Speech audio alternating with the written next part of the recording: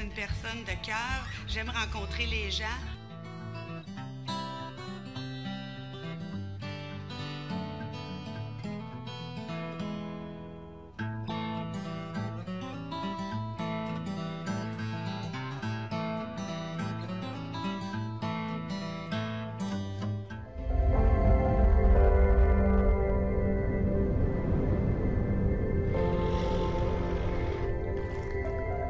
Ici, quand le silence nous parle, on écoute chacune de ces histoires.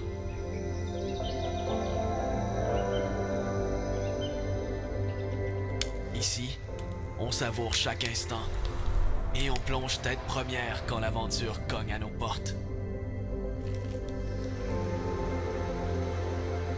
Ici, on carbure aux petites comme aux grandes victoires. On se passionne des paysages qui nous entourent comme au premier jour. Et on célèbre notre culture depuis 175 ans déjà.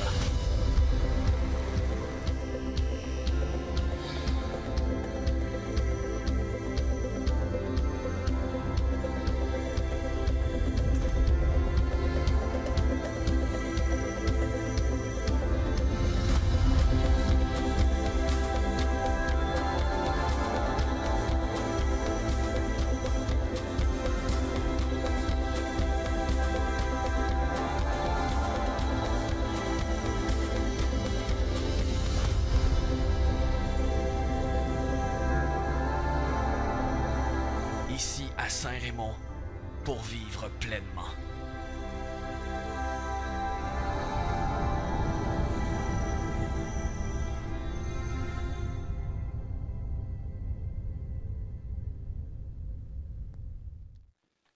Nous, membres du conseil municipal, nous nous engageons à agir avec honnêteté et intégrité, dans le respect des lois qui nous gouvernent et à prendre des décisions en toute impartialité, dans le meilleur intérêt des citoyens et des citoyennes de Saint-Raymond, tout en assurant une saine gestion de la ville et son développement.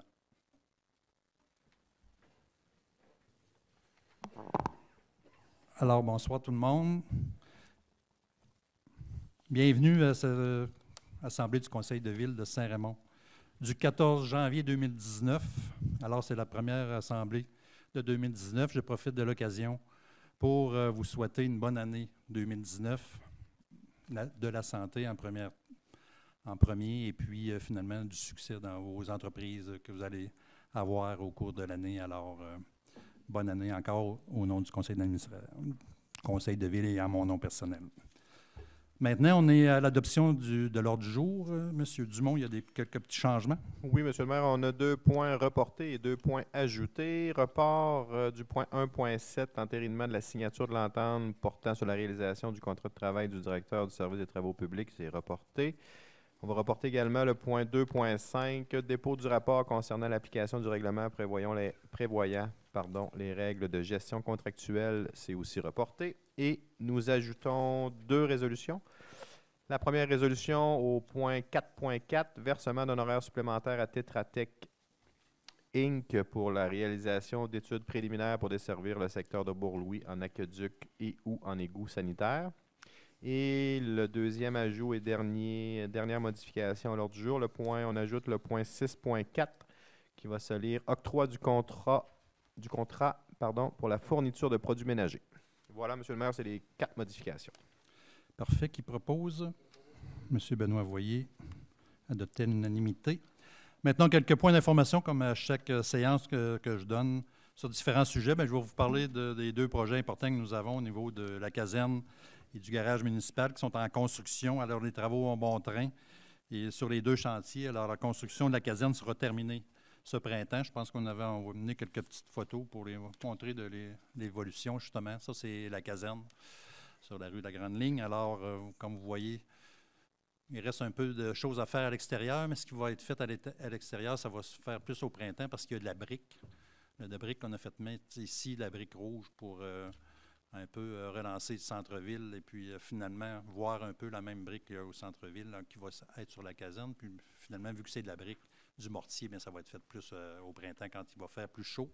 Alors, ça va rester comme ça tout l'hiver. Puis là, ils sont en train de travailler à l'intérieur, faire beaucoup au niveau de la climatisation, chauffage, etc., de l'électricité plomberie sont en train de finaliser ça. Alors, ça va nous être livré au cours des prochains mois, peut-être plus vers le printemps, on parle du mois de mars. Concernant le garage, eh bien, lui, il est plus avancé, c'est sur la rue Guillon. Alors, ça, c'est le garage de l'extérieur. Alors, il est pas mal complété là aussi. Il reste une petite partie, finalement, d'acier à compléter. Mais l'intérieur est pas mal plus complété. Puis, on devrait nous livrer ça en février. Alors, ça vient quand même très vite, d'ici un mois. Et puis, à ce moment-là, on va pouvoir intégrer dans le garage, rentrer tous nos véhicules, déménager en quelque sorte, puis enlever tous les véhicules et puis les équipements que nous avons ici actuellement en arrière de l'hôtel de ville, puis les mettre là. Alors, ça va laisser plus d'espace, peut-être même pour le service des incendies, quelque temps. Il y a des camions là, on ne peut pas mettre, finalement, quand il fait froid, on ne peut pas mettre dehors. Il ne faut pas que ça gèle. Alors, on est pris pour les mettre à l'intérieur, un peu partout dans la ville. Mais là, avec ça, ça va régler tout notre problème d'espace. Alors, aussi, je voudrais faire un retour sur les inondations. Ça, c'est un gros dossier que nous avons. Finalement, à Saint-Raymond, en fait, un retour sur nos inondations. Moi, comme je dis, on l'échappait belle le 22 décembre. Alors, sur l'état de la situation, en date d'aujourd'hui, 14 janvier. Alors, considérant les précipitations et températures au-dessus de zéro prévues le 21 et 22 décembre dernier, la Ville a émis un communiqué dès le mercredi 19 décembre. On a été pas mal actifs là-dedans pour informer la population des risques d'inondation. En date du mercredi 19 décembre, l'enneigement de l'estacade flottante venait tout juste de se terminer. Notre fameuse estacade que nous avons 20 km en amont du centre-ville. Il venait d'être terminé. Nos sapins, on avait mis un bon couvert de neige il était finalement en fonction. Le couvert de glace en amont de l'estacade flottante était formé. Le couvert de glace était formé au centre-ville aussi. Alors, puisque les précipitations se sont concrétisées à partir du vendredi 21 décembre, au début d'après-midi, la rivière était déjà sous haute surveillance. Il était évident qu'à ce moment, que des mouvements de glace allaient se produire et des embarques pouvaient se former. Nous avons émis un nouveau communiqué. Nous avons lancé un avertissement téléphonique. On sait qu'il y a plusieurs abonnés, plus que 800 abonnés qui sont sur un appel téléphonique automatisé. On est capable de lancer un appel. Ça prend quelques heures là, à le faire parce que c'est long à appeler tout le monde. Leur précisant de prendre les précautions nécessaires. Alors, c'est important. Les gens, des fois, qui sont à l'extérieur de Saint-Raymond, leur parenté est à Saint-Raymond, ou leur mère ou leur père, ils peuvent savoir qu'il y a un problème et puis venir s'occuper de ces gens-là. Alors, dans la nuit de vendredi à samedi, la rivière est demeurée sous la surveillance de la brigade de service des incendies de sécurité publique de la Ville.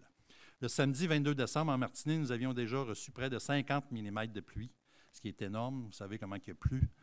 Alors, aux alentours de 9h30, une partie du couvert de glace, retenu par l'estacade flottante et par le seuil de neige, a cédé. Et à 11h50, les mouvements de glace étaient importants au barrage estacade et les niveaux étaient à la hausse au centre-ville. Alors, à 12h30, un embarque s'est formé au pont Tessier, apportant un débordement par-dessus la digue aux alentours du terrain de balle, en fait, pas loin de la rue de l'Hôtel de Ville. Peu de temps ensuite, le couvert en aval du pont Chalifour s'est relâché, faisant ainsi baisser le niveau de centre-ville, bien qu'il soit demeuré élevé. Entre-temps, le rang du Nord a été fermé temporairement à la circulation, puisque l'eau rendue dans les champs a empiété sur la route. Les rues suivantes ont également été touchées par les débordements des Ormes, Monseigneur-Vachon, la portion en aval, Saint-Hubert, Saint-Alexis-Caillé, et plus tard dans la journée, la route 354 vers Chute-Panay. Alors, le samedi 22 décembre, en soirée, il y avait 3 embarques en place, une en aval du pont de fer, une deuxième vis-à-vis des débarcadère du parc riverain sur la rue Saint-Hubert et un troisième vis-à-vis de la résidence Estacade. En fait, on était vraiment là, sur un pied de guerre parce que ça a monté puis on a été chanceux que ça ne déborde pas plus que ça. Le 23 décembre, finalement, nous avions le constat suivant. En aval du centre-ville, un embarque d'une longueur de à peu près 1 km avait refoulé jusqu'en amont du pont Chalifour. Et puis, la rivière Bras-du-Nord, le couvert était intact sur 2,3 km en amont de l'embouchure et probablement plus. Au centre-ville, les niveaux avaient baissé durant la nuit. La glace accumulée en amont du pont Tessier, du côté de l'église, était toujours en place. L'embarque vis-à-vis de la résidence Estacade était toujours présent. En amont du centre-ville, les caméras montraient la glace libre de glace. Des morceaux de glace importants étaient présents sur la rive. Alors, c'est ça qu'on montre un peu, finalement, là, sur celle d'avant. On voit comme toute la rivière avec des sections. Alors, on a déterminé exactement, nos chercheurs étaient sur la rivière, puis on a déterminé où il y avait de la glace qui était prise, où il y avait des bouts de rivière qui étaient intacts. Ça veut dire que l'eau n'avait pas passé, puis ça avait vraiment retenu toute la glace, finalement, dans le centre-ville. Alors, c'est ça que les bouchons étaient là. Et puis, ça ne nous a pas laissé le temps. Là, vous comprendrez que quand on se pose la question, est-ce qu'on fait venir la grenouille, etc., la grenouille n'embarque pas sur la rivière, ça a monté à 280 mètres cubes seconde. On comprendra qu'il y a une journée avant, c'est à peu près 50, puis ça montait à 280 mètres cubes. Alors, si la grenouille embarque sur la rivière, puis ça lâche, la grenouille se ramasse finalement au petit poisson des genoux. Alors, ça, c'est sûr qu'eux autres, ils n'embarquent pas sur la rivière à ce moment-là. Fait qu'on est pris un peu avec ça. Il n'y a pas de machine qui peut embarquer. Puis là, malheureusement, c'est qu'au bout de 2 jours, quand on se rend compte, finalement, ça a redescendu à 25, 30 mètres cubes seconde. Ça a redescendu très vite. Il a arrêté de pleuvoir, il a fait froid. Puis là, quand il y a les bases de même, là, ça ne sert quasiment plus à rien de venir parce qu'il n'y a pas assez d'eau pour que les glaces partent. Même si on casse la glace, ils vont rester sur place. Alors, encore une fois, nous avons eu la chance de compter sur une grande collaboration des chercheurs de l'Université Laval, la Sûreté du Québec, des ministères des Transports et de la Sécurité publique, ainsi que la présence d'employés de la Ville et des pompiers.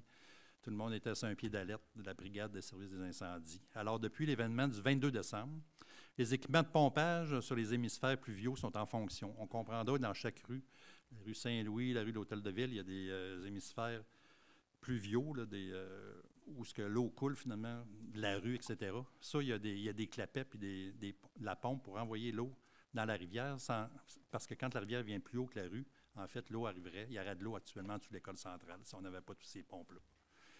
Alors, ils sont en fonction, mais la nappe phréatique est haute, est élevée. Alors, plusieurs propriétaires de résidences situés aux abords de la rivière doivent pomper de l'eau infiltrée dans leur sous-sol. C'est ça le problème qu'on voit même du côté, finalement, de Sport Expert, etc., et finalement, différents commerces à Saint-Raymond, de ce côté de la rivière-là, mais de l'autre côté aussi. Puisque l'estacade flottante de sapin avait été abîmée lors de la débâcle du 22 décembre, une nouvelle estacade a été mise en place le 8 décembre dernier. Depuis l'injection d'eau tempérée, on met de l'eau, comme on appelle l'eau chaude, mais c'est de l'eau à 5 degrés dans la rivière, a débuté le 10 janvier. Alors, c'est un peu ça qui se passe, puis on voit les nouveaux sapins qu'ils ont mis dans la rivière. Ça s'était tout redégagé, la rivière, on a remis des sapins en place. Et puis, finalement, le frasil commence à se récumuler en arrière. Mais là, actuellement, il y a des grandes sections de la rivière qui est à l'eau claire. Et puis, quand on va voir aujourd'hui, on est allé voir, il y a beaucoup de frasil, ça descend plein rivière, parce que quand il fait moins 20, c'est sûr que c'est une machine à frasil qui se fait. C'est ça. On a commencé, on a essayé de briser ce fameux couvert de glace-là, vu qu'on n'est pas capable d'aller aucune machine. Alors, on a essayé avec un hélicoptère. Alors, le plus gros hélicoptère qu'on a trouvé à Québec, qui est venu sur place avec Brian Moores pour essayer de casser les glaces. Même, ils ont pris à un moment donné même comme un pilon de ciment, un bloc de ciment pour essayer de casser la glace, puis on n'aurait pas réussi à défaire l'embarque.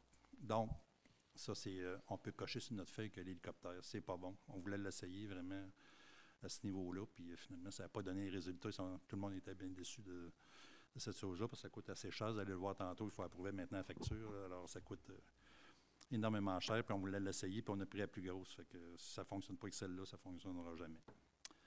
Aussi, on a des mesures envisagées parce que là, on peut pas. La rivière est mal gelée, comme vous pouvez voir, elle est haute, et puis il y a de l'eau beaucoup dans la rivière. Alors, ce matin, nous avons commencé à effectuer des sondages avec les gens du service des incendies pour mesurer l'épaisseur de glace et le frasil de la rivière ainsi que le niveau d'eau.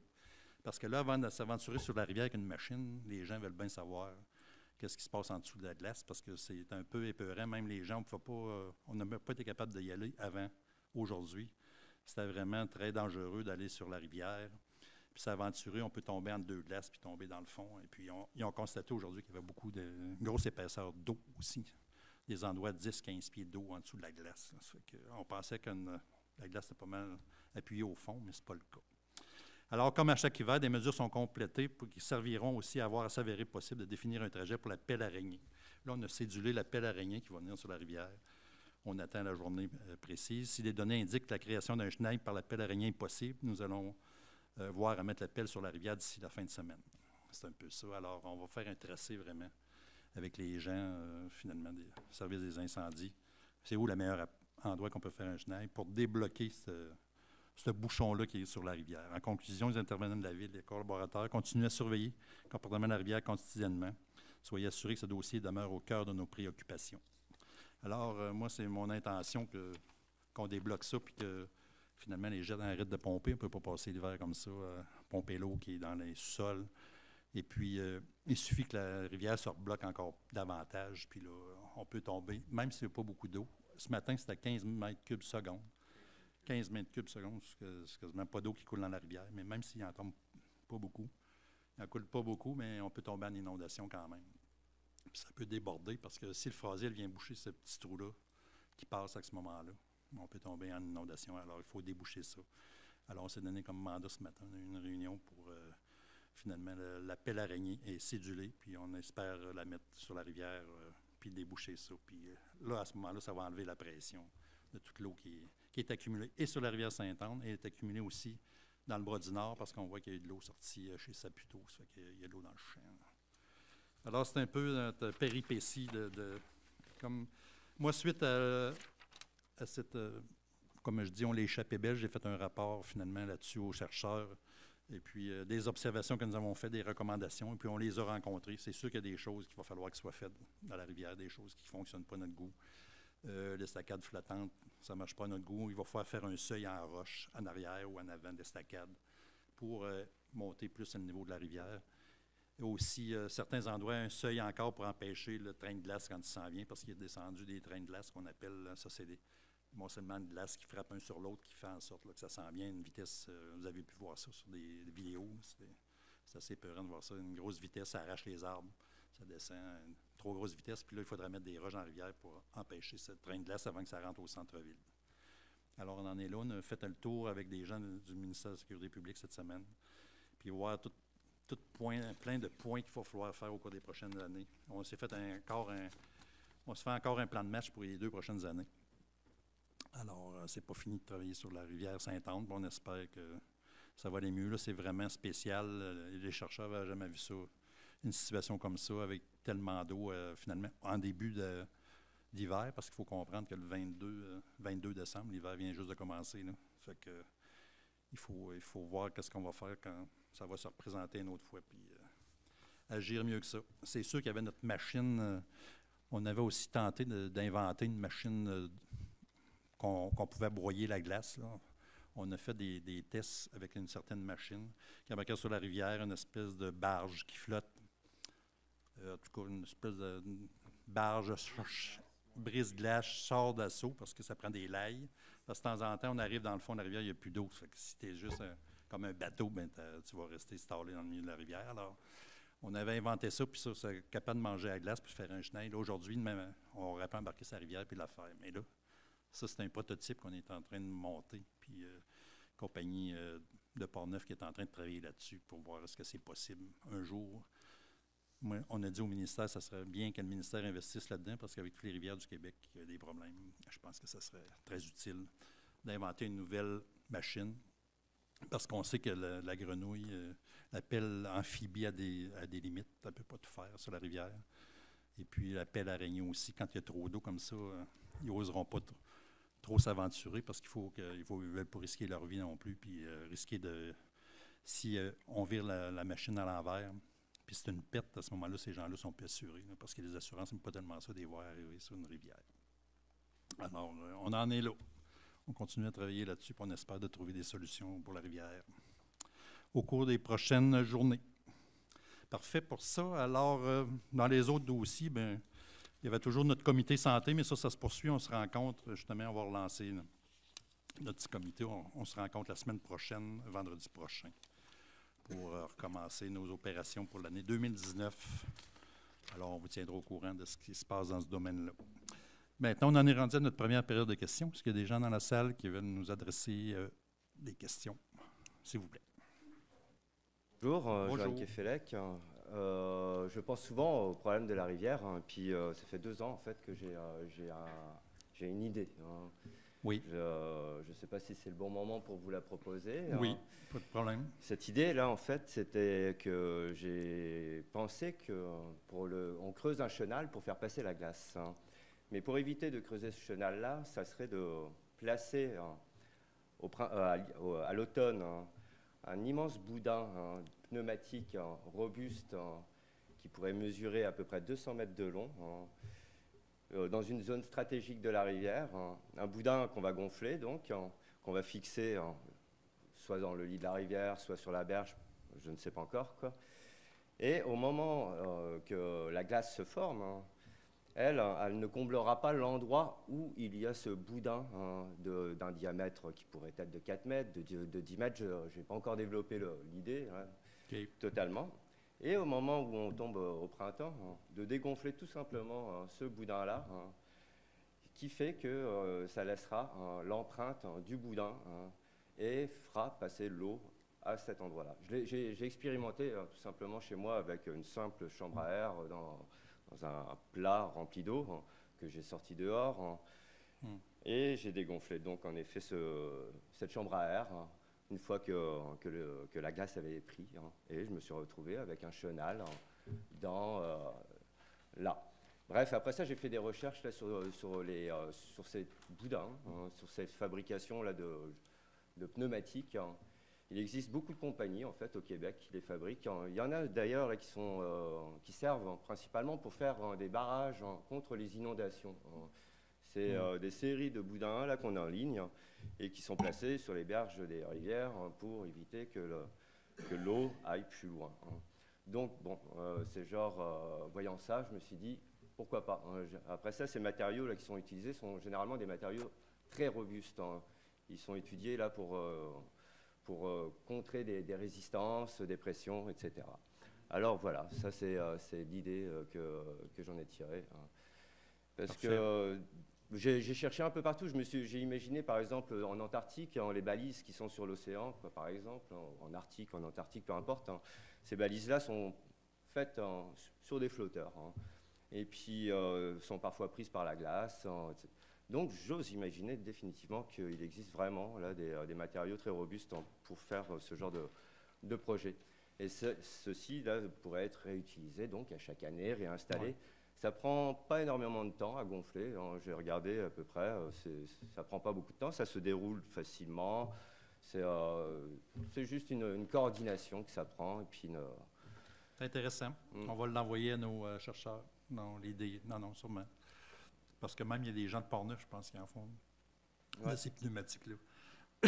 Excusez-moi. J'ai même imaginé, bon, à l'avant, on peut imaginer que la glace, en allant frapper en amont là, du boudin, pourrait peut-être l'abîmer. Mais là, on a juste à installer sur le devant une sorte de brise-glace en métal, ou peu importe.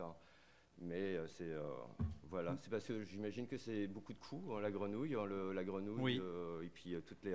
Non, c'est intéressant, ça crée un espace, parce qu'il faut dire qu'ils travaillent sur une autre chose aussi, les chercheurs, sur une voie de contournement, c'est-à-dire qu'il y aurait une voie de contournement à la rivière Sainte-Anne. On parle dans le bout du Capron. Est-ce que là, on ferait comme un chenal, un gros canal d'évacuation qui pourrait aller vers le bras du Nord? Ça, c'est à l'étude, comme un trop-plein. Alors, on creuse ça, un chenal l'été. Ça, c'est barré. Ça fait que là, la rivière, elle vient haute comme elle vient là. Quand elle est pleine de glace, mais là, on ouvre ce chenal-là, puis l'eau pourrait passer. C'est évacué par au lieu de s'en aller, finalement, au travers des maisons. Alors, ça prend le chenal de contournement. On en est là-dessus. J'espère que je me suis bien exprimé, que le concept est compris. Quoi. Oui, puis, parfait. Toutes les idées sont bienvenues. Non, c'est une bonne idée. Ça peut boucher temporairement la rivière. Puis à ce moment-là, quand il y a des souffles, bien, ça fait un espace pour passer l'eau. Ça peut être intéressant. On va envoyer ça à nos chercheurs de l'Université Laval. Merci. Puis bonne année à tous. Parfait. Merci. Merci. D'autres suggestions pour la rivière? Parfait. Alors, on y va avec le dépôt des mémoires des requêtes des citoyens. Il n'y en a pas. L'adoption des procès-verbaux, on a juste un procès-verbal. Oui, M. le maire, en fait, notre séance spéciale extraordinaire du 19 décembre, nous avions seulement un point à l'ordre du jour. C'était pour un règlement autorisant la circulation des motoneiges sur une distance de 2,7 km sur le rang de la carrière. Mais ça a été réglé depuis, si je ne me trompe pas. Donc, voilà, c'est la seule résolution que nous avons adoptée. Sinon, ben, le sentier a été récupéré depuis. Il a été rouvert pour la période des fêtes, je crois. Parfait. Alors, qui propose cette adoption? M. Barrette. Maintenant, bordereau de correspondance pour que la période s'est terminée le 10 janvier. Il n'y a pas grande correspondance. Nous avons une correspondance de M. Paul Tremblay, un employé de la Ville de Saint-Raymond, une lettre adressée au directeur général, l'informant de sa prise de retraite, fin de travail le 3 janvier 2019. Alors, ça a pris effet. Puis un autre de Mme Réjeanne Trudel, responsable de l'activité du dîner des personnes seules, et fille d'Isabelle et des Chevaliers de Colomb, alors une lettre de remerciement pour la précieuse collaboration de la Ville lors du dîner des personnes seules qui a eu lieu le 29 décembre 2018 pour la 7e année et qui fut un réel succès. Alors, ça termine ma correspondance. 1.7 a été reporté. 1.8, octroi d'un mandat en gestion des ressources humaines, s'il vous plaît. Oui, Monsieur le maire, en fait, nous avons une responsable des ressources humaines qui travaille une journée par semaine. Alors, considérant que le budget annuel va dépasser 10 000 $, ça nous prend une résolution pour approuver le tout. Alors, cette résolution nous permet justement d'octroyer un budget maximal de 20 000 $ plus les taxes applicables à ELD Gestion des ressources humaines. Donc, voilà, Monsieur le maire, c'est pour autoriser le budget de 20 000 $. Parfait. J'en fais la proposition, Monsieur le maire. M. Étienne Beaumont. Adopté à l'unanimité. Maintenant, participation financière au service de transport adapté de Portneuf pour l'année 2019. Alors, attendu que le service de transport adapté de Portneuf ait pris en charge par la MRC de Portneuf, ça depuis le 1er juillet 2011. Attendu que l'administration, les opérations du service de transport adapté de Portneuf est déléguée à la Corporation de transport régionale de Portneuf, qui est ici, dans le même édifice, selon une entente adoptée par le Conseil des maires. Alors, il est résolu d'adopter, finalement, confirme l'adoption du plan de transport adapté, de la tarification des prévisions budgétaires pour l'année 2019 et que la Ville confirme sa participation financière pour un montant de 20 269 $ pour l'année 2019. C'est proposé par M. Barrette, adopté à l'unanimité. Maintenant, renouvellement d'un mandat en vue d'assurer le soutien technique du réseau informatique, s'il vous plaît. Oui, Monsieur le maire, en fait, c'est un mandat 2019, donc pour l'année. C'est renouvellement notre soutien technique réseau informatique de la Ville. Donc, les mises à niveau des différents postes informatiques, les serveurs, les logiciels, la migration aussi des ordinateurs qui sont remplacés. Donc, par cette résolution, le Conseil va accorder le mandat à Maralix Informatique pour l'année 2019, et ce pour un montant n'excédant pas 32 680 $ plus les taxes. Bien sûr, c'est prévu au budget, Monsieur le maire. Nous comprenons que nous n'avons pas de spécialiste informatique à l'Hôtel de Ville. Nous faisons affaire avec un consultant. C'est cela. Un très bon consultant que nous payons les heures, finalement, qui est requis pour assurer le service informatique de la Ville. Qui propose? Je le propose seulement. M. Lirette. Adopté à l'unanimité. L'autorisation en vue de la signature d'un acte de cession d'une portion du lot 3 515 du cadastre du Québec. Alors, attendu que la Ville de Saint-Raymond, en collaboration avec la commission scolaire de Portneuf, souhaite aménager un espace urbain réservé à l'usage des élèves du personnel de l'école secondaire du centre de la Croisée sur le terrain de l'école, attendu que la commission scolaire doit, pour ce faire, céder une portion du lot 3 515 589 du cadastre dont elle est propriétaire à la Ville de Saint-Raymond. Alors, il est résolu que finalement le maire Lagreffière soit autorisé à signer pour et au nom de la Ville l'acte de cession d'une portion de ce terrain, laquelle est déterminée ultérieurement, que tout document donnant effet à la présente résolution, que tous les honoraires engagés pour donner effet à la présente résolution soient assumés par la commission scolaire Portneuf. C'est résolu par Monsieur le maire. M. Lirette. Maintenant, adoption du règlement 662-18, règlement fixant le traitement des élus municipaux et abrogeant le règlement 437-09. On comprendra que c'est un règlement qui avait été adopté en 2009. Alors, j'en ai un peu ici. On va faire la lecture en quoi ça consiste. Alors, lors d'une séance ordinaire, il faut finalement adopter le règlement 662-18. Lors d'une séance ordinaire qui s'est tenue le 12 décembre 2018, un avis de motion a été adopté et un projet de règlement a été déposé relativement au traitement des élus municipaux à compter du 1er juillet 2019. Ce projet de règlement fixe pour l'année 2019 la rémunération annuelle pour le maire de 42 000 à 42 510 et la rémunération annuelle des conseillers à 13 500 $. La rémunération du maire était, avant ça, en 2018, de 37 700 et celle des conseillers de 12 570. Pourquoi cette augmentation? Cette augmentation de la rémunération s'avère nécessaire afin de compenser le montant d'impôt fédéral imposé sur l'allocation de dépenses des élus à compter de 2019. C'est-à-dire que le gouvernement fédéral, il y a toujours eu une allocation non imposable pour les élus, qui était à peu près le tiers du salaire. À partir de 2019, le gouvernement fédéral a décidé d'imposer ce montant-là. Alors, ce qui veut dire qu'on vient compenser finalement les élus pour le montant qui sera versé au gouvernement fédéral, ce qui veut dire que dans mon cas, le montant de l'augmentation, je le verserai complètement au gouvernement fédéral. Alors, merci au gouvernement fédéral d'avoir changé l'application de sa loi, ce qui fait qu'on s'est réunis, tous les maires des municipalités, puis tout le monde doit augmenter un peu ses salaires pour compenser ce manque à gagner des élus municipaux, malheureusement. Ensuite, bien, c'est indiqué comme d'habitude, cette rémunération soit augmentée selon l'indice des prix à la consommation, comme chaque convention finalement de salaire. Alors, c'est un peu ça, en quoi ça consiste. Notre rémunération. Alors, qui propose l'adoption du règlement? Je propose, M. le maire. M. Barrette, adopté à l'unanimité pour régulariser cette situation. 1.13, adoption du règlement 666-19, autorisant des dépenses à des fins industrielles pour l'année 2019. C'est notre résolution annuelle, M. le maire, pour l'année, Oui. Justement, comme vous l'avez mentionné, pour permettre certains travaux dans le parc industriel. Il faut dire que le conseil municipal désire favoriser le développement industriel et commercial de son territoire, naturellement. Attendu que la Ville peut constituer annuellement un fonds industriel pour pouvoir se porter caution d'un organisme à but non lucratif et lui accorder une subvention afin de favoriser l'exploitation d'un bâtiment industriel locatif. C'est ça que la Corporation de développement fait.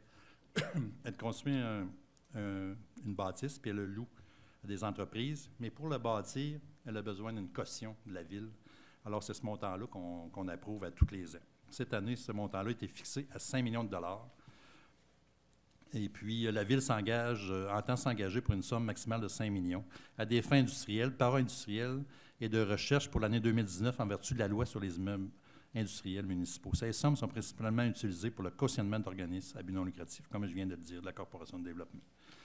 Par exemple, on va faire un incubateur industriel dans le parc industriel.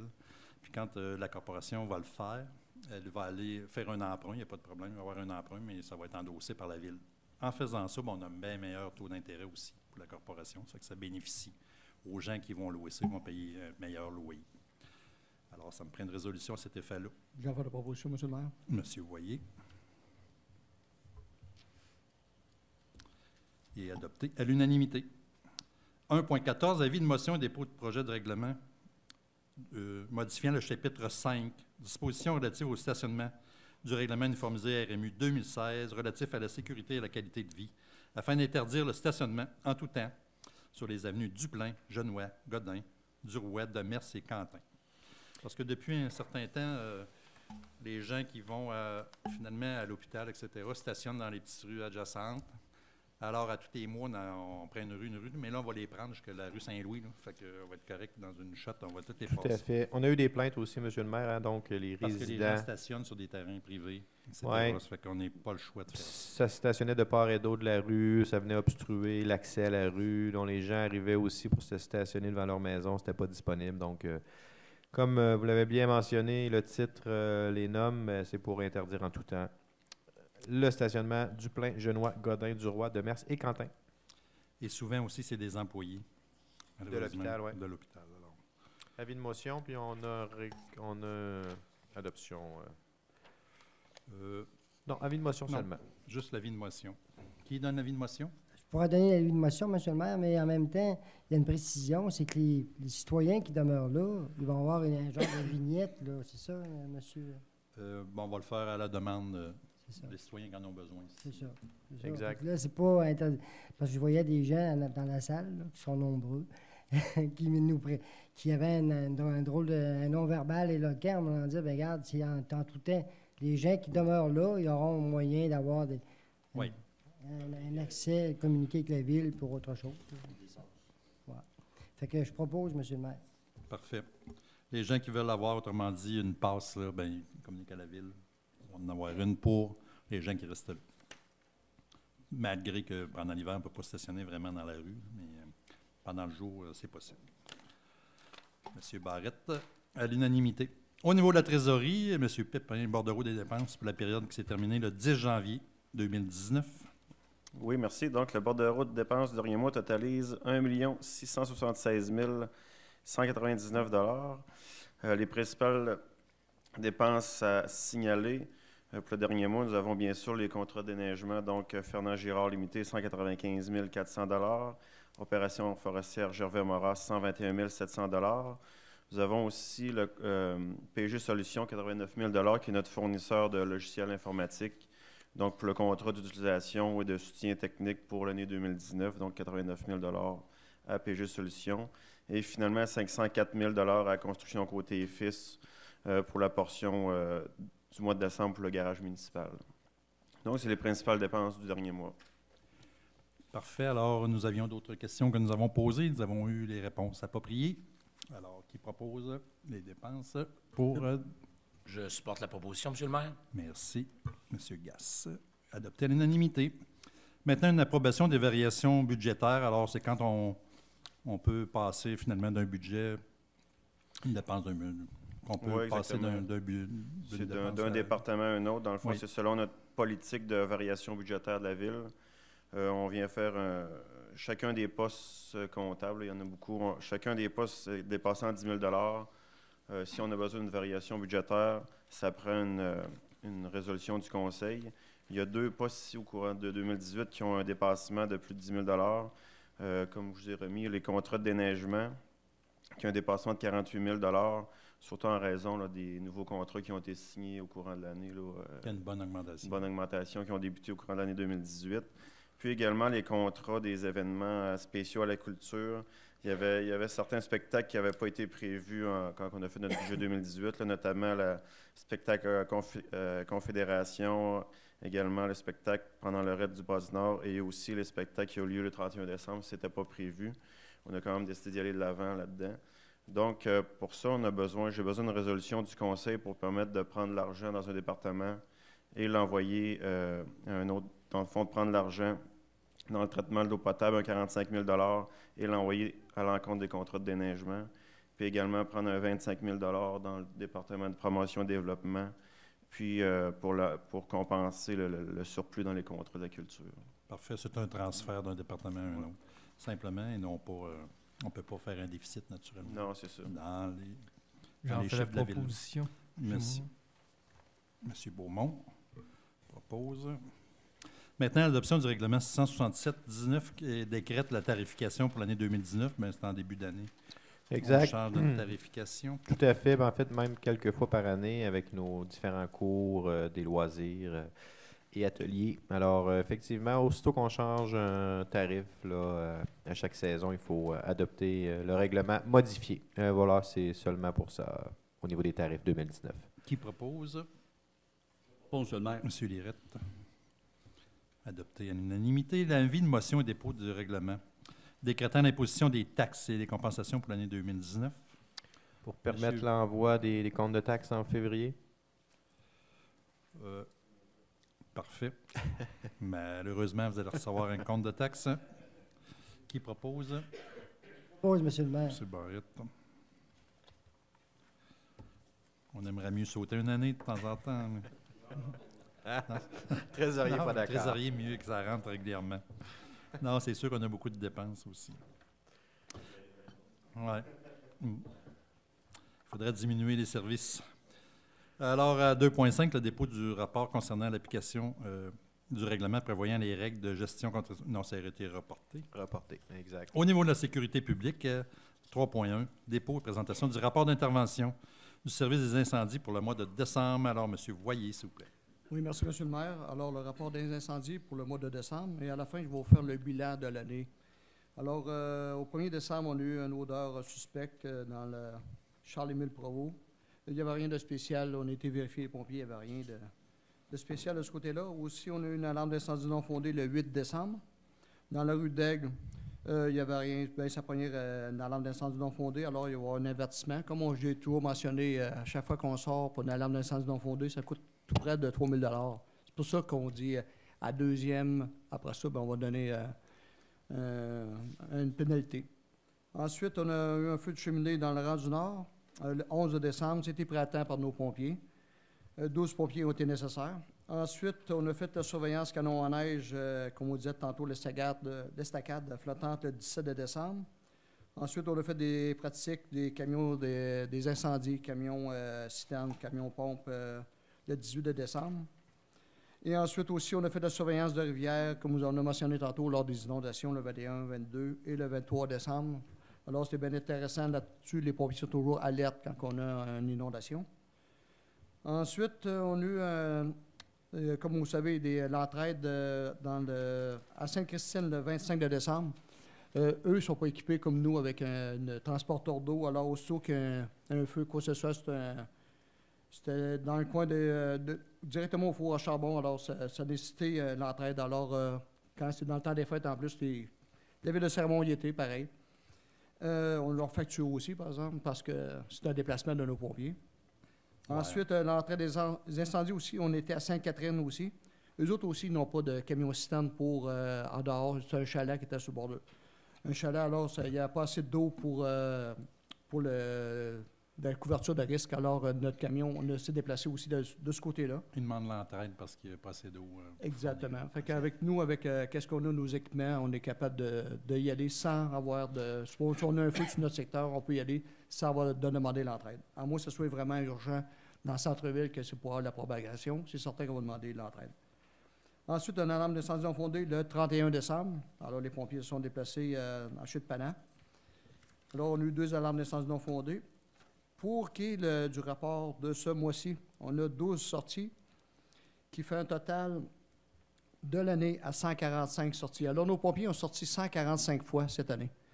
Alors, ça demande plusieurs sorties. Alors, je tiens à remercier les 32 pompiers, ainsi que notre chef pompier, pour cette année de sortie. On sait que ça arrive souvent, c'est l'heure du souper, des fois de nuit. Alors, je tiens à remercier, un gros merci aux conjoints et conjointes qui sont compréhensifs de ce côté-là, parce que vous savez, des fois, on ne s'en sort pas toujours aux bonnes heures. Alors, un gros merci à vos conjoints et conjointes. Oui. Et ça termine mon rapport des incendies pour le mois de décembre. Alors, c'était mon dernier rapport. Juste pour ajouter, je voudrais remercier aussi les pompiers d'avoir été présents le 31 décembre au soir, lors de la soirée au centre-ville, pour s'assurer que tout se passe bien. Alors, encore une fois, merci pour leur participation. Oui, merci Philippe. Merci pour votre bon travail au nom des citoyens. On se sent rassuré.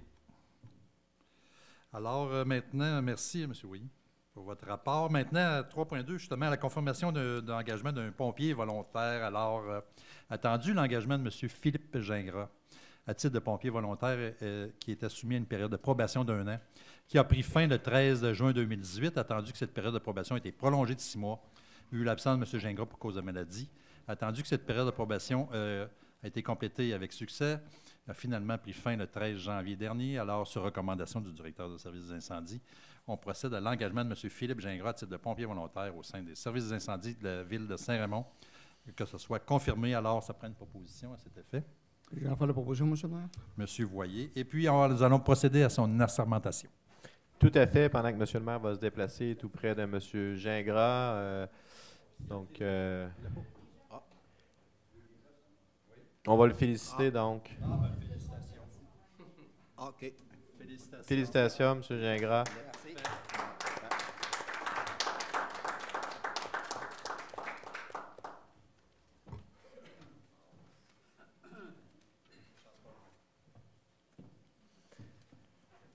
Je pense qu'on a eu l'avis de notre greffière pour une... Elle nous ramène à l'ordre.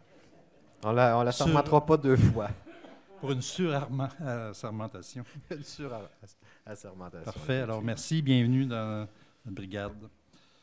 Maintenant, on est rendu à 3.3, l'approbation de la facture en vue de l'acquisition de l'outil informatique Inside Eco MS. Tout à fait, M. le maire. En fait, il y a eu un appel de projet, il faut le mentionner quand même, là, que le gouvernement a offert des aides financières pour les gens qui veulent mieux se protéger au niveau de la sécurité civile. Et bon, la MRC de Portneuf a pris la balle au bon pour informatiser le plan des mesures d'urgence de chaque municipalité. Donc, cette résolution va approuver justement la mise en place de cet outil informatique Inside Eco MMS. En fait, on a un beau cartable pour les mesures, le plan des mesures d'urgence pour nous préparer aux inondations, mais pour nous guider pendant les inondations. Sauf que, comme bon intervenant, lorsque la rivière déborde, on n'a pas vraiment le temps de feuilleter notre cartable. Alors, avec cet outil-là, on va avoir en fait notre plan des mesures d'urgence sur nos téléphones intelligents. Et ça va être beaucoup plus facile à utiliser, donc rejoindre les ressources, faire une recherche si on a besoin d'un hélicoptère ou autre. Donc, cet outil va nous permettre rapidement d'avoir accès à nos ressources. Donc, c'est vraiment l'objectif avec Inside Eco MMS, avec la MRC. Donc, on a vraiment fait un projet régional. On a profité aussi de prix, Plusieurs municipalités en profitent. de prix de groupe, exactement. Donc, par cette résolution, nous allons approuver la facture transmise par Société Plan de Vol, Inc., et autoriser le paiement qui s'élève à la somme de 10 430 plus les taxes applicables. Il faut comprendre que pour la première année, c'est un peu plus dispendieux pour la mise en place, mais les années subséquentes, ça va être plus accessible. Alors voilà, on a prévu cet outil au budget, M. le maire, et cette résolution va confirmer la mise en place. Il y a une subvention qui se rapporte sur Tout à fait. On a une subvention qui s'applique effectivement là, au niveau de la MRC, donc on sauve des sous là, dans ce projet. Puis il y a aussi la mise, finalement, la mise à jour. Parce que quand on arrive pour mettre notre cartable à jour, par exemple, au ministère de la Sécurité publique, il y a énormément de gens qui ont changé. Ils n'ont plus les mêmes cellulaires. Alors, il faut tout remettre ça à jour, changer les faits dans notre cartable. Là, on fait une application, on change tout ça. Tous les appareils, finalement, les téléphones intelligents vont se mettre à jour. Distance, ça se met à jour, effectivement. Alors, ça, c'est un gros plus. On va gagner d'efficacité énormément. Parfait. Qui propose? J'en fais la proposition, M. le maire. M. Voyer.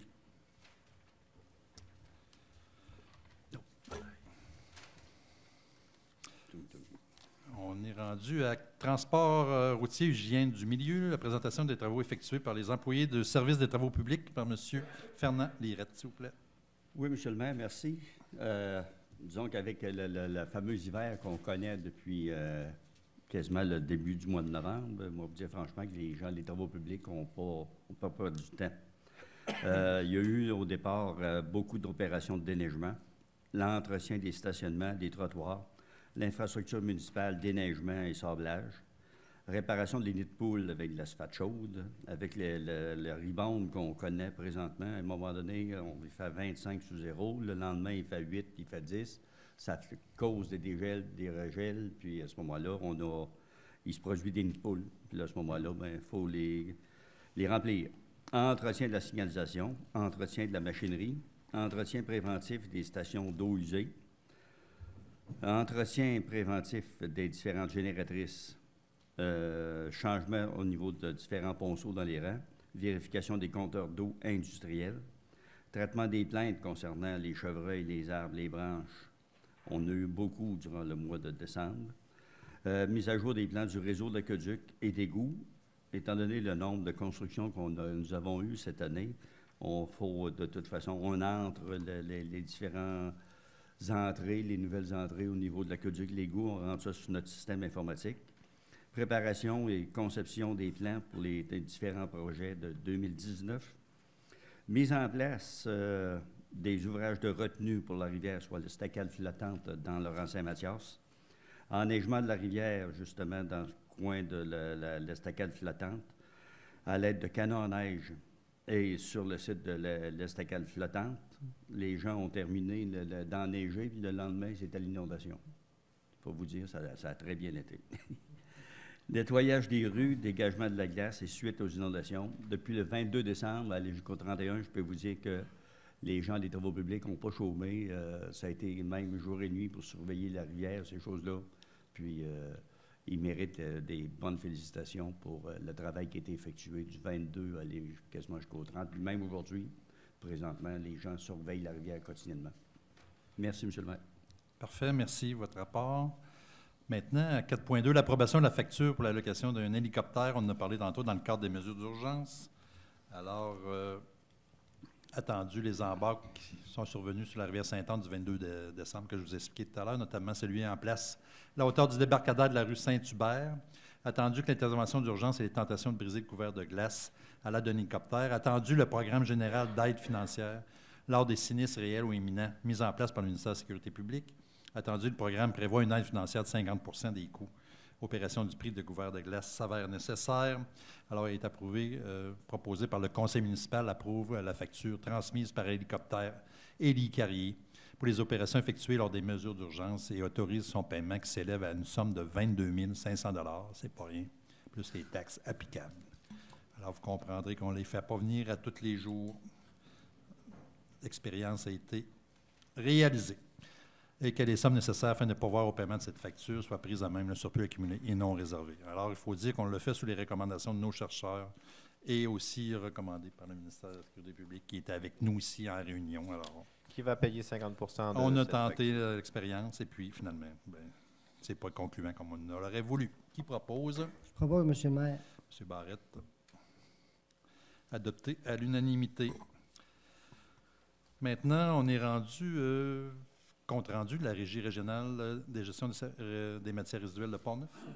M. Étienne Beaumont, s'il vous plaît. Oui, merci beaucoup. Alors, quelques petits points là, d'information cette semaine, en fait, ce mois-ci.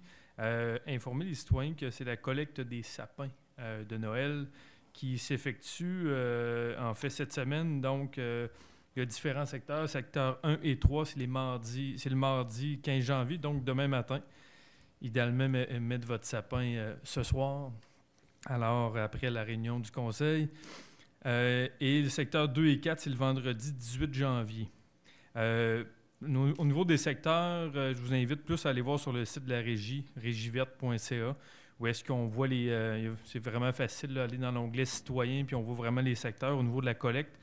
Il y a aussi un service aux citoyens, InfoCollect, 418-876-2714. Des fois, vous auriez eu des questions. Des détails, on dit qu'il faut qu'il soit exempt de décoration et coupé en bout de 6 pieds, si des fois vous aviez vraiment un gros arbre de Noël. Dégagé de neige et de glace et placé en bordure de rue la veille de la collecte. Alors,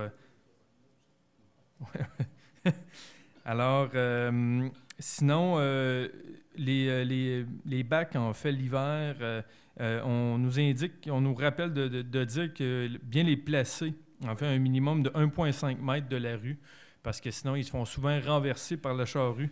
Les poignées et les roues doivent être en direction de la maison à une distance de 1 mètre de tout obstacle. Ça va de soi qu'on est habitué, mais des fois, c'est assez choquant qu'on se fait renverser son bac qui est rempli. Malheureusement, c'est le lendemain d'une tempête de neige. Ouais. J'ai vu ça la semaine dernière. Là. En plein ça. La charrue, elle a très pas vite et puis finalement, elle tournait à l'envers les bacs en passant. C'est ça. C'est un peu mal commode, mais d'être vigilant là-dessus. Sinon, un dernier point, un rapport de la patrouille verte qui s'est passé à l'été 2018. En fait, c'est avec une initiative là, de la régie, il y a 2 patrouilleurs qui ont fait 1550 adresses, sensibiliser les gens au niveau des bacs verts et bruns essentiellement. 13 municipalités qui ont été visitées. Alors, essentiellement, c'était de voir même, il y avait des vérifications de contenu qui étaient faites. Puis après ça, il allait sensibiliser les gens, mettre de l'information aussi aux portes, mais rencontrer les citoyens. Ils ont fait le tour aussi de différentes rues privées, des campings aussi, là, camping panoramique, camping Clairefontaine, et ont tenu plusieurs événements, des kiosques. Alors, le but est vraiment de faire en sorte qu'on devienne de plus en plus efficient dans notre gestion des bacs verts et des bacs bruns, que ça fait pas tant d'années que ça. Des fois, on a encore à apprendre au niveau du recyclage, fait que c'est une patrouille qui a vu le jour il y a quelques années puis qui continue pour les prochaines étés. Alors, ça fait le tour au niveau de la régie. On vient justement d'envoyer les feuilles à tous les citoyens là, pour la prochaine cédule de l'année 2019. Puis c'est clair là-dessus, assez là, comme le sapin, on le voit.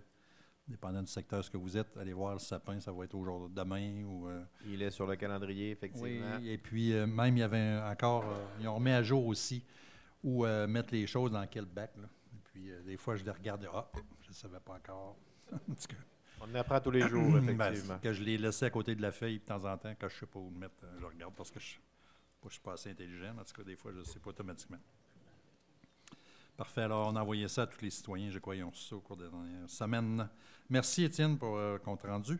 À 4.4, on est rendu au contrat de Tétra Tech qu'on veut mettre à jour. En fait, un ajout Tout à fait, Monsieur le maire.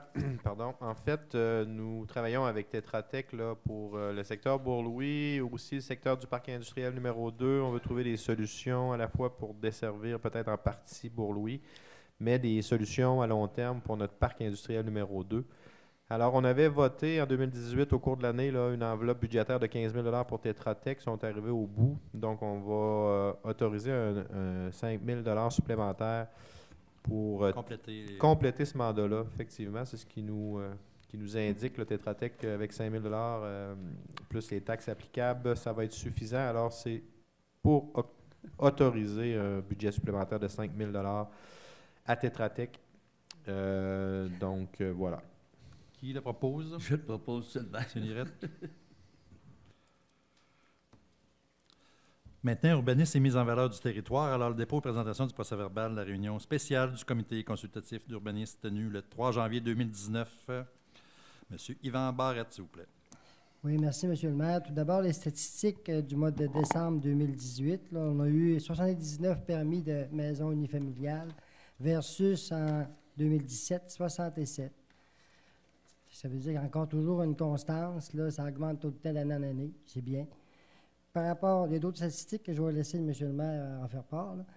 Puis par rapport à la rencontre qu'on a eue, c'est pas une rencontre, c'est un courriel, parce que souvent, on fait des réunions si jamais l'ordre du jour est assez chargé. Dans ce cas-là, il y avait un sujet à l'ordre du jour. Donc, on s'est fait par courriel, on s'est parlé, on s'est envoyé de l'information. Ça concernait une dérogation mineure qui était demandée par Maître Anne Riverain. Puis les sujets, par la suite, vont être expliqués par Célia. C'est bien, M. le maire. Parfait. Avant de procéder, justement, nos PIA, il n'y a pas de PIA, hein, je pense, c'est une dérogation mineure, mais je peux parler, justement. On nous a émis au niveau des permis de construction neuve sur le territoire de la ville de Saint-Raymond depuis 10 ans. C'est intéressant, là, qui a été sorti par notre département d'urbanisme. Alors, si on regarde au niveau des constructions neuves, pour 10 ans, les 10 dernières années, c'est 722 résidentielles unifamiliales, 19 bifamiliales, résidentielles multifamiliales, c'est 6, pour un total de résidentiels de 747 sur 10 ans. La villégiature, c'est 128 pour les 10 dernières années, le commercial 22, l'industriel 11, institutionnel 5, ce qui fait un total de 913 résidences neuves pour les 10 dernières années, donc une moyenne, on dit toujours de 90, mais c'est une moyenne de 91 résidences par année. Ça fait que c'est excellent. C'est clair, c'est de loin la plus performante de la MRC de Portneuf. Le total des permis, toutes catégories, en fait, on a près de 300 millions de dollars d'évaluation pour les 10 dernières années. Encore là, c'est une moyenne de 30 millions par année, d'une année à l'autre. Fait que c'est excellent. Donc, ça nous permet, naturellement, bien, c'est sûr qu'il y a toujours des bouts de rue à rajouter, des services additionnels à donner, mais ça nous permet au moins de finalement avoir quelques sous supplémentaires dans notre budget pour assumer nos frais, finalement, de loisirs, etc. Il y a plus de monde qui paye. Alors, c'est intéressant à ce niveau-là. Alors, on en est rendu, justement, on va en parler avec... on est en audition. C'est où qu'on est rendu? Attendez un petit peu. 5.2, M. L'audition de la demande de dérogation mineure qui est formulée par Maître Anne Riverain, notaire. S'il vous plaît, Mme Célia Solinas. Oui. Donc, c'est une dérogation pour le 169 rue Julien. C'est une dérogation qui vise à autoriser que le garage existant puisse être implanté à une distance de l'ordre de 5,87 mètres de la limite avant secondaire, plutôt qu'à 8 mètres, comme prévu aux dispositions de la zone RR22. En fait, quand on parle de ligne avant secondaire, c'est que c'est une maison qui est située sur un coin de rue. Donc, il y a la cour avant qui donne vraiment avec la façade sur la rue. Et le côté de la maison, en fait, est une autre cour avant et non pas une cour latérale. Donc, on se situe sur la rue Julien, qu'on voit le terrain ici en rose.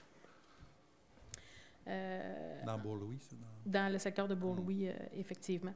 En fait, lors de la construction, là, les consignes avaient bien été indiquées au permis. Tout avait été fait de bonne foi. Par contre, au niveau des mesures, les mesures ont été prises, si on veut, avec l'asphaltage et non pas avec la limite de terrain. Dans ce coin-là, l'emprise est très grande. Donc, il y a eu vraiment une erreur de calcul. Et cette information-là a été relevée là, lors d'un certificat de localisation. Au niveau du CCU, là, il n'y avait aucun problème là, à accepter cette dérogation-là étant donné qu'il n'y a aucune perte de jouissance là, pour aucun voisin. Et naturellement, Aucun voisin il y a pas c'est pas un cas de mauvaise foi, là, c'est vraiment plus une erreur de calcul que de mauvaise foi. Parfait. Alors, ça prend une résolution qui statue cette dérogation mineure. Qui propose la résolution? Je supporte la proposition, M. le maire. M. Gass. Adopté à l'unanimité. Maintenant, 5.4, l'adoption du règlement 658-18. Règlement établissement le programme de rénovation Québec pour la ville de Saint-Raymond 2018-2019. Alors, on peut l'expliquer encore, Mme Solinas? Oui. On en est pas mal rendu à l'adoption finale. On est rendu à l'adoption finale et très rapidement à l'application parce qu'on sait qu'on Oui. a un très court laps de temps avant la fin des engagements financiers. Dans ce cas-ci, on a embarqué un peu tard là, dans le processus. Par contre, Oui. étant donné les montants, c'était intéressant de donner un coup. Puis C'est un beau on va y programme. aller pour le temps qu'on a. On devrait être capable de... C'est un beau programme que nous avons pour 2019. Alors, c'est un partenariat entre la Société d'habitation du Québec et la Ville de Saint-Raymond. En fait, le but du programme, c'est d'intervenir sur l'habitation. Dans ce cas-ci, la Ville a décidé d'intervenir seulement dans un volet. Il y a plusieurs volets. Dans ce cas-ci, on a retenu seulement le volet de rénovation résidentielle. Donc, afin de favoriser une offre de logement de meilleure qualité, de revitaliser les secteurs anciens, d'améliorer la qualité du cadre bâti et favoriser la mise en valeur des aspects architecturaux de bâtiments ayant un intérêt patrimonial.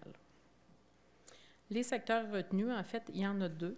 Il y a tout d'abord un secteur situé à l'ouest de l'avenue Saint-Jacques là, qui vient regrouper l'ensemble des propriétés situées sur les rues Saint-Hubert, Saint-Pierre, Saint-Alexis.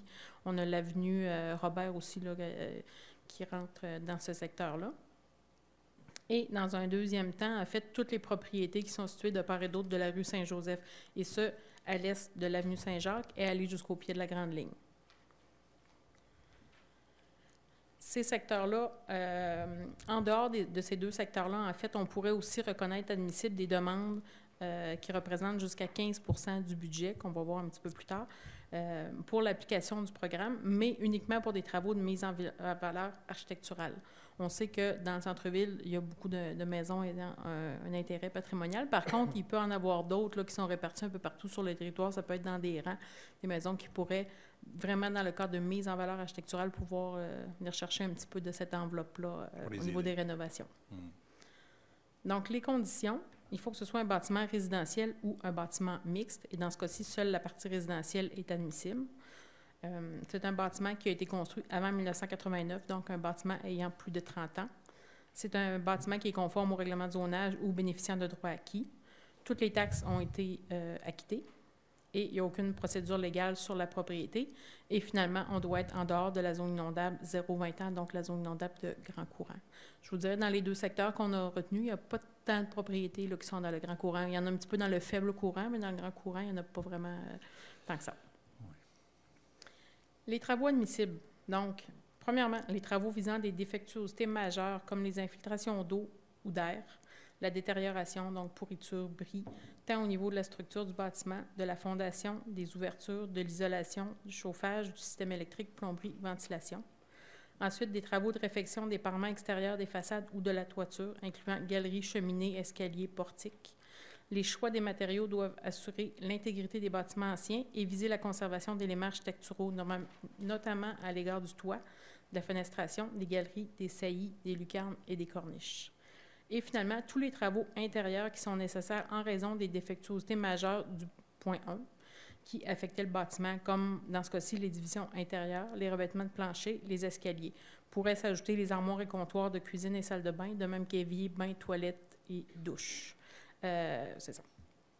On comprend qu'au niveau du troisième bloc de travaux, il ne peut pas y avoir de subvention, en fait, pour faire des travaux d'ordre esthétique seulement. Si on est tanné de notre céramique de salle de bain, on ne peut pas appliquer. Il faut vraiment que ce soit dû, par exemple, par une infiltration d'eau, qui était une défectuosité majeure, qui a abîmé la salle de bain. Là, on pourrait effectivement rentrer ces travaux-là dans la rénovation. Okay.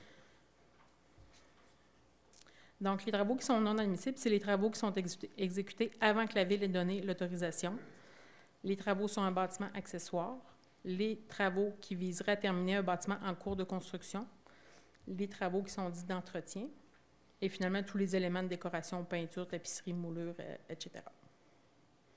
L'aide financière, c'est une enveloppe de 200 000 $, donc un 100 000 $ de la SHQ et un 100 000 $ de la Ville.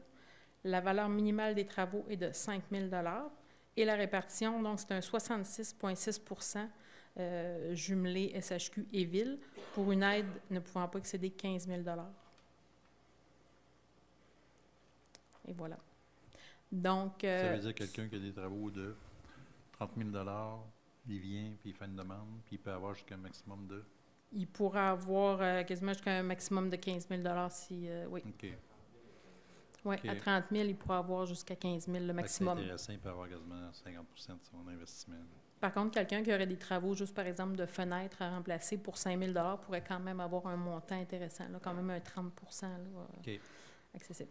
Il y a plus de détails qui vont être... En fait, il y a un envoi postal, là, étant donné qu'il n'y a pas tant de propriétés dans les deux secteurs, pour rejoindre le plus rapidement et le plus facilement ces gens-là. On va leur envoyer par la poste un résumé en leur disant « Dépêchez-vous de venir déposer votre Alors, ça va être demande. premier arrivé, premier servi, quand il n'y aura plus d'argent. Quand il n'y a plus d'argent, il n'y a plus d'argent. Par contre, ce n'est pas des secteurs qui sont tellement grands, là, donc... on devrait être bon pour en donner plusieurs. On devrait être bon pour... oui. Alors, il va y avoir des formules à ce moment-là à compléter? Il y a plusieurs formulaires à ce moment-là. Les gens qui sont intéressés pourront venir au service urbanisme ou nous contacter. On pourra transmettre les formulaires et naturellement appuyer les gens dans ces demandes-là. Les aider, oui. On va aussi les aviser, M. le maire, là, directement par lettre dans le secteur concerné à Célia. Si oui. on va envoyer un oui, envoi c'est postal ça que ciblé. j'ai expliqué, étant donné la grandeur des secteurs. Là, on va vraiment viser un envoi personnalisé là, à ces gens-là pour être sûr de rejoindre tout le monde, parce que le laps de temps est quand même assez court. Exactement. Donc, mentionner qu'ils sont admissibles et qu'ils peuvent profiter du programme. Ça Donc, les gens vont être bien informés. Ça devrait partir dans les prochains jours. En principe, il faut faire ça en 2019. En fait, les demandes, là, toutes les sommes doivent être engagées auprès de la SHQ avant la fin du mois de mars... 2020? Non, de mars 2019. En fait, pas les travaux, mais il faut que toutes les soumissions d'entrepreneurs, l'acceptation des travaux par la Ville soient faites d'ici. Oui. En fait, on a à peu près 3 mois là, pour boucler ça. Les travaux c'est ça, les travaux vont se faire par la suite, là, mais l'acceptation, en fait, nous, on va engager les sommes. Il faut ficeler, préparer le projet avant, puis avoir tout en main. Donc, toutes nos sommes vont être réparties là, avant la fin du mois de mars. Après ça, les gens pourront faire leurs travaux plus tard. Oui, après ça, les travaux là, peuvent se faire là, pendant le reste de l'année. Parfait. Alors, c'est l'adoption de ce règlement 658-18 qui propose... J'en fais la proposition, M. le maire. M. Étienne Beaumont. C'est un beau projet, ça fait longtemps qu'on y pensait. Là, puis, à un moment donné, on a donné le coup. Cette année, en 2019, il fallait prévoir des sommes à notre budget, 100 000 $. Nous investissons là-dedans. Parfait. Maintenant, 5.5 de l'adoption finale, justement, du règlement 663-18. Le règlement qui modifie les règlements de zonage 583-15 afin de modifier les superficies des bâtiments accessoires autorisés. C'est le fameux, finalement, règlement pour modifier les bâtiments suite à la demande de M. Fizet, là, dans la route, finalement, dans le rang de la montagne. Oui, en fait, je ne vous refais pas le tour là, de les modifications, mais en gros, c'est de modifier les superficies permises là, hors du périmètre urbain en général. Il peut faire une plus grande superficie de garage ou d'accessoires. Tout à fait. Qui propose l'adoption? Propose, M. le maire. Merci. Barrette. Des fois, ça vaut la peine de faire une demande spéciale. Ça nous fait... on se penche sur la question, puis des fois, si on peut l'améliorer, on le fait. À 5.6, Assemblée publique de consultation portant sur le projet de règlement 664-18 qui modifie le règlement de zonage 583-15 aux fins d'agrandir les zones I8, REC 10 pour récréatif et AR6 et d'en modifier les usages. Alors, ça prend des bonnes explications, Mme Salinas. Oui. En fait, nous en sommes au deuxième projet. Il y a 2 volets complètement différents dans ce règlement-là. Oui. Un premier qui est, comme vous le dites, d'agrandir la zone I8, donc dans le parc industriel numéro 1. Oui. La zone I8 est située là, complètement au bout de l'avenue industrielle, à la fin là, du parc industriel. Donc, il y a une vente de terrain qui est prévue, mais qui est plus grande que la zone qui avait initialement été prévue là, pour un autre projet. Donc, oui. On vient agrandir la zone I8 et on vient y ajouter des usages de usine d'asphalte, un plan d'asphalte et un dépôt de neige usé dans ce secteur-là. Il faut comprendre que même si on vient ajouter ces usages-là à la grille, le demandeur n'est pas soustrait là, de faire toutes les demandes de CA au ministère de l'Environnement. Donc, pour pouvoir avoir le droit finalement d'exécuter, de s'exécuter dans OK. ces usages-là.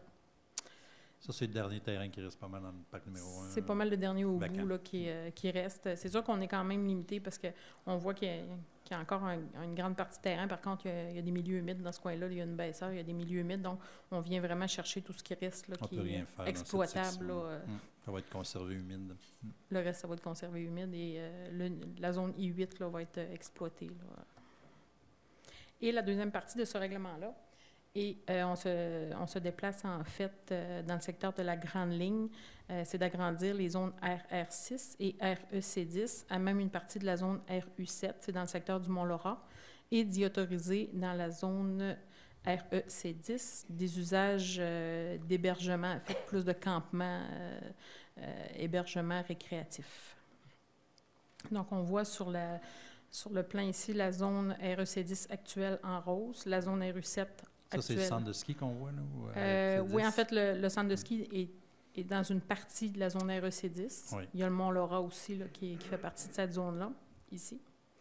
La zone RU7 en bleu actuelle et la zone résidentielle rurale en vert ici, là, qui est en gros les rues du Soleil et de l'Arc-en-Ciel. La modification, en fait, est de venir agrandir ce qu'on voit ici en hachuré. On agrandit la zone REC10 à même la zone RU7. En fait, toute cette partie-là vient regrouper, là, pas la majorité, mais une bonne partie, une concentration de vélos, de pistes de vélos de montagne de la vallée Bras-du-Nord. Donc, étant donné que c'est un terrain là, qui va être à vendre, on veut venir consolider ces sentiers-là et que ça appartienne maintenant à la vallée.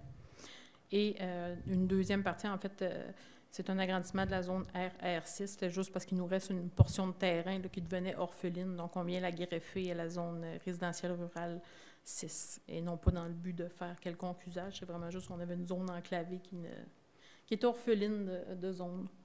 RU7, ça, c'était quoi? RU7, en fait, c'est tout le terrain, le résiduel du terrain là, qui vient jusqu'à la Grande Ligne. C'est zoné, ça? C'est zoné rural, en fait. Rural, on ne touche pas. Résidentiel? Pour l'instant, ça ne pourrait que recevoir qu'une seule maison là, au niveau du rural. Là. Ah bon? Donc, c'est un résiduel de terrain. Là. On ne touche pas non plus aux usages. Ça reste tel que c'était le but du règlement. Tant qu'il n'y aura pas un projet. Tant qu'il n'y aura pas de projet, on ne viendra pas modifier cette zone-là. Le but était vraiment, dans ce cas-ci, de venir agrandir la zone récréative là, pour les sentiers et un éventuel hébergement. C'est clair. Voilà. Alors, c'est ça qui veut dire la zone I8 et le REC10, RR6. Parfait. Alors, c'est une assemblée publique s'il y a des gens qui veulent se prononcer là-dessus. Sinon, on adopte le second projet de règlement concernant ce règlement 664-18 qui modifie les règlements de zonage qu'on vient de discuter. Je le propose seulement. Monsieur Lérette propose adopter à l'unanimité. À 5.8, on adopte le projet de règlement 669-règlement modifiant le règlement de zonage, le règlement de 582-15 qui est le plan d'urbanisme relativement à la carte des grandes affectations du territoire résidentiel, rural, récréatif dans le secteur du centre de ski. En fait, ça, c'est pour changer le plan d'urbanisme de la MRC. Oui, là, vous allez dire, je vais me répéter. Concernant la même chose. Je vous donne à peu près toutes les mêmes informations qu'au point précédent, sauf que là, on ne parle plus de zone municipale, mais d'affectation. Donc, pour être conséquent, en fait... Il faut amener ça jusqu'à la MRC. En fait, notre règlement de zonage doit être conséquent avec notre plan d'urbanisme. Donc, en venant agrandir nos zones, on doit inévitablement agrandir les affectations. Donc, dans ce cas-ci, c'est le même découpage. On vient agrandir en bleu l'affectation récréative, à même l'affectation agroforestière où se trouvent les fameux sentiers de vélo qu'on vient greffer à la zone récréative. Et dans la même optique, on vient agrandir l'affectation résidentielle rurale à même l'affectation agroforestière. Donc, on doit être conséquent avec ce qu'on fait au règlement de zonage, au plan d'urbanisme. Donc, ce sont exactement le même découpage. Parfait. Qui propose l'adoption de ce règlement 669-19? Oui, M. le maire. M. Barrette propose d'adopter à l'unanimité. Maintenant, le 669-19, un avis de motion concernant ce même règlement. Qui donne l'avis de motion? On peut bien donner l'avis de motion. M. Barrette. Tant qu'à y être. Merci. Alors, ça veut dire qu'on va en reparler à la prochaine réunion, ça. On va leur revenir à cet avis. On donne un avis de motion, on va revenir avec le prochain règlement 669-19. En fait, dans les deux cas, autant zonage que plan d'urbanisme, on va être à l'adoption au mois de février dans les deux cas. Oui. Parfait, merci. Alors, se clôt ce dossier de l'urbanisme. Maintenant, 6, les loisirs et culture, renouvellement de l'entente d'échange de services de loisirs avec la ville de Pont-Rouge. Tout à fait, M. le maire. En fait, utilisation de la piscine et, pour nous et utilisation du centre de ski pour les gens de Pont-Rouge. Alors, on a une entente de fréquentation mutuelle qu'on vient justement balancer. Alors, il y a plus de monde de notre côté là, qui utilise la piscine de Pont-Rouge. Alors, considérant les statistiques, on va cette résolution. On va renouveler l'entente d'échange de services telle que mentionnée entre Pont-Rouge et Saint-Raymond. Donc, pour les périodes du 1er janvier, période habituelle, le 1er janvier au 31 décembre. Donc, on parle de montant versé à Pont-Rouge de 33 863,86 $, plus les taxes applicables. Non, pardon, taxes incluses. Donc, tel que mentionné, là, ça couvre le différentiel entre les utilisateurs des deux villes. On a une entente qui se porte sur c'est la prochaine année, 2020, 2021, 2022, 2023. On a toujours la possibilité de se libérer de cette entente-là avant le 1er décembre de chaque année. Voilà. Si on se fait une piscine. Ça. Si on se fait une piscine, sinon on a accès au service pour 34 000 par année. Quand même raisonnable. Puis on va aussi, par cette résolution, M. le maire, vous autoriser et Mme Lagraffière à signer pour et au nom de la ville cette entente. Parce qu'il faut dire que c'est une augmentation appréciable. L'année 2018 était de 18 000 $. Maintenant, on passe à 33 800 $. Alors, ça fait pas mal de monde qui sont allés à la piscine. Et puis, nous sommes prêts à payer parce que c'est un service qu'on veut offrir à nos agents de Saint-Raymond qui n'ont pas de piscine ici intérieure alors qu'ils vont à Pont-Rouge. Les cours aussi, et puis les cours, et puis qui vont payer le même tarif que les résidents de Pont-Rouge, en fait. Tout à fait. Qui propose ce renouvellement? Je supporte la proposition, M. le maire. M. Gass. Maintenant, 6.2, l'autorisation à vue de l'achat de volume pour la bibliothèque. Oui, M. le maire, en fait, une résolution annuelle. On consacre 20 000 $ à renouveler les volumes à la bibliothèque de l'école secondaire. Alors, cette résolution confirme le budget de 20 000 $ pour l'année 2019, prévu au budget, bien sûr. Bonhomme à l'an, on achète à peu près 20 000 $ par année de nouveaux volumes. Exact. Puis, qui propose l'achat de volume? Fait la proposition, M. le maire. M. Beaumont propose d'adopter à l'unanimité. Maintenant, compte rendu du service des loisirs, de la culture et information sur les événements culturels. Alors, M. Gass et M. Beaumont, s'il vous plaît. Parfait. Merci bien, M. le maire. En fait, au niveau culturel, je commence avec l'exposition qu'il y a dans la verrière du centre multifonctionnel du 21 janvier au 20 février prochain. On accueille Gabriel Rousseau. L'exposition s'appelle « Paysages affectifs ».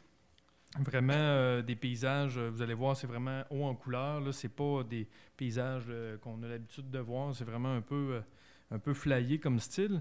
Alors, c'est pour l'exposition au centre multifonctionnel. Sinon, je répète un peu rapidement les spectacles au centre multi, où est-ce qu'il reste encore quelques billets. Les spectacles des deux frères qui vont avoir lieu le 6 avril prochain et le jeune humoriste là, qui fait fureur, là, Julien Lacroix, 30 mai. Je pense que c'est vraiment un bon spectacle qu'on va avoir ici au Centre Multi. Sinon, je répète les dates pour Ténor rechercher la pièce des Lions. En fait, les 3 dernières fins de semaine de janvier. Donc, il reste le 18-19 janvier, le 25 et le 26 janvier. Alors, sinon, Cinéma Alouette, j'aime toujours ça, parler de l'initiative Aventuriers Voyageurs, en fait, qui nous fait parcourir la planète, là, découvrir des nouvelles destinations. Ce jeudi, ce mois-ci, c'est l'Écosse. Alors, ceux qui sont intéressés à y aller, il y a toujours une représentation des aventuriers voyageurs une fois par mois, les lundis et jeudis. Sinon, je termine pour vous parler du comité des réfugiés syriens. En fait, la famille Oufan est vraiment sur le bord d'arriver. En fait, on attend vraiment des nouvelles à cet égard-là. Et il va se tenir une réunion. Tous ceux qui sont intéressés de s'impliquer de quelconque façon, des gens qui voudraient en fait faire du bénévolat, s'impliquer pour aider cette famille-là dans la première année qu'ils vont être ici. que ce soit des fois leur offrir des transports, des accompagner pour différentes choses, en fait, leur faire découvrir notre culture, leur faire découvrir Saint-Raymond, peu importe. Il y a plusieurs besoins qui sont énumérés. Il y a une rencontre d'information ce vendredi 18 janvier de 19h à 20h à la Fourchette du Roi. Alors, toute personne intéressée à s'impliquer de près ou de loin sont vraiment invitées à se présenter à cette rencontre-là. Et je n'énumérerai pas tout, mais en fait, je vous invite vraiment à aller voir sur Facebook le site Accueil des réfugiés, Comité de Saint-Raymond. Et on y dresse une liste de besoins. En fait, besoins matériels aussi banals que des oreillers peu utilisés ou neufs, manteaux d'hiver, hommes larges et certains effets personnels comme ça que je suis persuadé que si tout le monde s'y met, on va être capable de trouver ces choses-là. Le logement, pour vous dire, il est loué, la maison est lavée, le linge est trié, lavé et les meubles presque tous trouvés. On a vraiment une belle collaboration de la part de la population raymondoise. On remercie la générosité des gens. Et on devrait accueillir ces gens-là, cette famille-là, très, très bientôt. Sinon, en finissant, Canadien-Boston, c'est 1-1. OK. Des petits cours de cuisine, peut-être? Oui. Leur donner des petits cours de comment rouler la pâte, etc. Faire des pâtés. Oui, ça doit être assez différent comme cuisine. Ils sont habitués. Hein? Alors, ça doit être ça, la grosse adaptation aussi.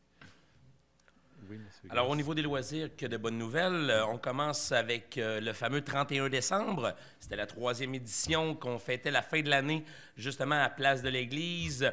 Et cette année, encore une température exceptionnelle. Les gens ont répondu à l'invitation. On était plus de 2000, là, pratiquement 2500 à fêter ensemble. C'était très festif. Tout le monde était au rendez-vous. La belle petite neige qui s'est mise à tomber après minuit.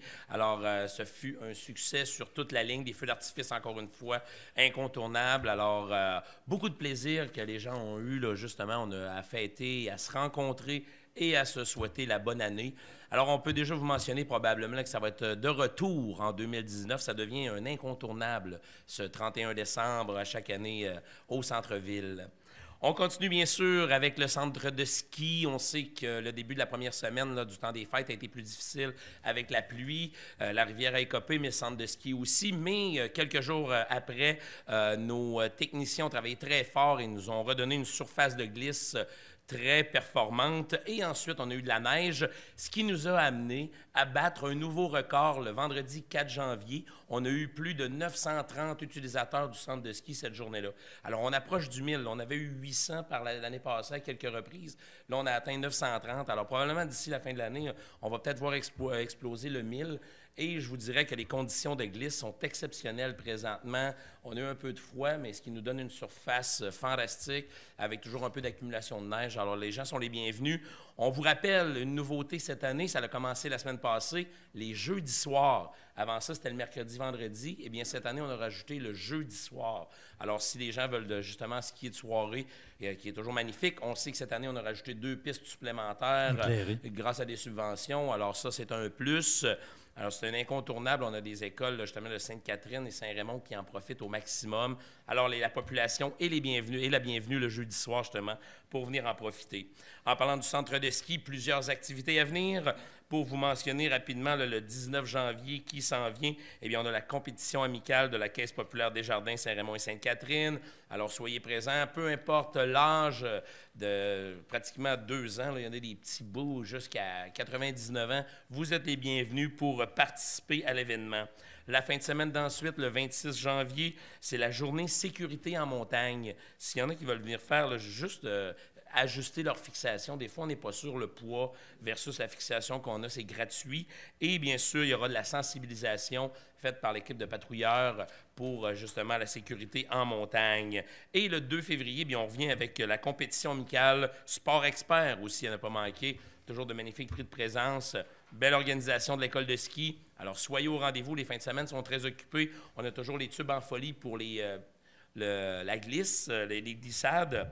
On vous rappelle qu'au centre de ski, le 8 février, on sait que c'est la fin de semaine, ça va être Festival Neige en Fête qui est de retour cette année, 8 et 9 et 10 février. Eh bien, le 8 février au soir, vous êtes invités, bien sûr, au centre de ski. Les glissades seront gratuites de 19h à 22h. On aura un feu de joie et si la température le permet, bien sûr, un feu d'artifice vers 22h. Alors, on vous souhaite les bienvenus. Bien sûr, on aura les autoneiges qui seront là, les snowmobiles, les motoneiges antiques. Alors, ça promet d'être une belle soirée ce 8 février. On vous parle un peu de l'aréna. Monsieur le maire, je vais laisser Monsieur le maire parler de l'activité qu'il y a eu entre Noël et Jour de l'An, qui était un succès monstre. Chantal peut le confirmer aussi. Alors, pour jouer pour la cause, moi, je vous parle de la 39e édition du tournoi provincial de hockey mineur de Saint-Raymond qui s'en vient à grands pas, soit les fins de semaine du 31 au 3 février et du 7 février au 10 février. Vous êtes les bienvenus à l'aréna, venir encourager nos jeunes hockeyeurs. On en a plusieurs de Saint-Raymond qui seront en action dans les catégories Atome et Bantam. Alors, soyez présents, venez les encourager. C'est du beau hockey, beaucoup de plaisir. Alors, vous êtes bien sûr invités en grand nombre. Ça fait drôle de parler déjà de la semaine de relâche. On est en début du mois de janvier, mais déjà, il faut en parler. La Ville revient cette année avec le camp de la relâche. On avait inauguré ça l'année passée. C'est une quarantaine de places. Vous allez voir l'information, je ne sais pas si on peut voir, là, ça va être distribué un peu partout, vous allez voir. Alors, c'est durant la semaine de relâche, du 4 au 8 mars. Il y a plein d'activités de prévues. C'est un service parce qu'on sait qu'il y a des parents qui travaillent, mais les enfants sont en congé. Alors, c'est pour la maternelle jusqu'à la 6e année. C'est 130 $ le coût seulement. Et il y a des activités dans la Vallée-Bras-du-Nord, Village Valcartier, la station de ski, quai, cinéma, patin glissade, camp Port-Neuf, activités en gymnase, jeux en salle. Vraiment, on s'occupe à plein de vos enfants durant cette semaine-là, mais c'est limité à une quarantaine de places. Alors, communiquez, c'est d'ici le 8 février qu'il faut communiquer avec, pour les inscriptions au service des loisirs. Alors, à ne pas manquer. C'est ce qui conclut pour les loisirs là, pour le mois de janvier. Parfait, super. Merci, M. Beaumont, M. Gass. Année 6.4, on avait rajouté une résolution fourniture ménagère pour les entretiens ménagers. Tout à fait, M. le maire, suite aux soumissions reçues et celles déposées par les produits chimiques Pro Plus. Donc, après analyse, donc pour l'année, les produits de nettoyage pour nos différents bâtiments. Donc, pour octroyer le contrat à produits chimiques Pro Plus, 10 530,17 plus les taxes applicables, bien sûr, c'est prévu au budget. Qui propose? Je supporte la proposition, M. le maire. M. Gass, adopté à l'unanimité. On en est rendu à la dernière période de questions. Est-ce qu'il y a des gens dans la salle qui ont des choses à nous poser comme questions? Sinon, je vais y aller avec, j'ai encore quelques petites dernières annonces avant de terminer la séance. En fait, je voulais vous parler de l'Arbre enchanté. Alors, c'est une 28e édition qui a eu plus que 500 cadeaux dans Port-Neuf, dont 165 ont été donnés dans le secteur desservi par SOS Accueil. Alors, on va chez SOS Accueil à la fin, dans le mois de décembre. Bravo aux Chevaliers de Colomb et à SOS Accueil, avec 70 bénévoles. Alors, c'est des cadeaux d'une valeur environ de 50 $. Et aussi, il y a eu 198 paniers de Noël d'une valeur de 100 $ chacun qui ont été donnés par SOS Accueil. Alors, c'est beaucoup de familles qui en ont bénéficié. Félicitations à tous les gens qui ont travaillé là-dessus bénévolement. Le dîner des personnes seules, en fait, le 29 décembre dernier, il y a eu 210 personnes qui ont dégusté un très bon repas de Noël préparé par Mme Lesage et servi par 30 bénévoles au son de la musique, finalement, de José Roy et M. Noël Paquette, Jean-Noël Paquette, organisé par les Chevaliers de Colomb et les Filles d'Isabelle. Alors, merci, c'était une belle réussite encore, une belle implication de vous dans ce projet. Aussi, je voulais parler justement de jouer... pour la cause, le tournoi Jouer pour la cause qui s'est tenu le 28-29 décembre dernier à l'Arena. L'événement se tenait au profit de la Société canadienne du cancer par l'entremise de l'équipe Chante à la Lune qui participera au Relais pour la vie. Au printemps prochain, une somme de 11 595 $ a été amassée, ce qui est quand même incroyable. Le tournoi est organisé par un employé de la Ville, M. Mario Vachon. Mentionnons également qu'une partie de l'équipe Chante à la Lune est composée d'employés de la Ville, dont la capitaine, Mme Guylaine Moisan. J'aimerais féliciter les organisateurs, les nombreux bénévoles ainsi que tous les commanditaires pour leur générosité. Un grand succès en résulte, ce qui démontre toute la solidarité dont fait preuve la population raymondoise. Dans les événements à venir, dans l'Accès-Île en fête, le 26 janvier sera en fête pour la 7e année. En fait, alors que l'Association des propriétaires du lac Sept-Îles invite toute la population à aller s'amuser au lac Sept-Îles à partir de 11 h sur le site du Club nautique. Plusieurs activités seront proposées comme tous les tours de chevaux, de carrioles, de patins à glace, des jeux gonflables, des essais de fat bag, trottinette à neige et la pêche blanche. Le bonhomme carnaval viendra faire son tour vers 14 h. De plus, une mini-foire de livres usagés, un petit salon des artisans. Nous attendrons à l'intérieur du Club nautique. Tous les détails de l'événement sont présents sur le site de l'Association des propriétaires du lac Sept-Îles. Aussi, pour ceux qui ne le savent pas, la piste, finalement, il y a quand même une bonne... il y a 9 km, finalement, qu'on peut patiner au lac Sept-Îles. Alors, si les gens peuvent venir en fin de semaine et puis profiter de ça, une belle glace quand même. Il y a le Zamboni qui passe et puis il y a 9 km. Alors, c'est un bon tour. Ça vaut la peine de mettre ses patins là, pour faire le tour. Neige en fête, bon, on en a parlé tout à l'heure. Je pense bien que... il va y avoir une randonnée de 90 km, entre autres, qui va être suivie d'un souper au centre multifonctionnel. Alors, on vous invite en grand nombre, puis on a parlé de feux d'artifice aussi. Et puis, des glissades, il va y avoir des glissades gratuites jusqu'à 21 h. Alors, profitez-en. Aussi, je voudrais rendre hommage à M.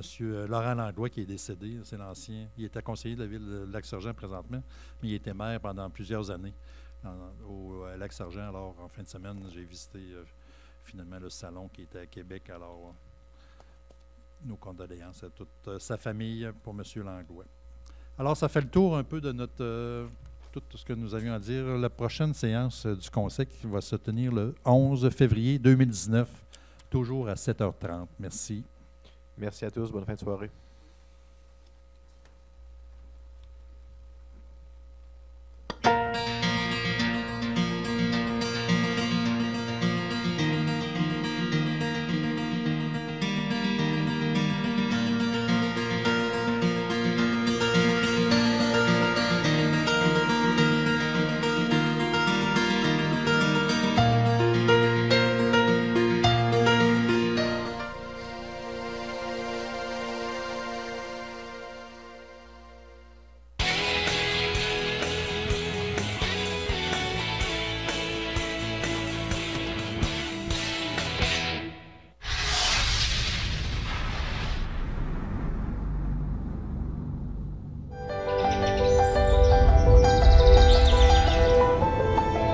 Ici, notre savoir-faire nous rend uniques.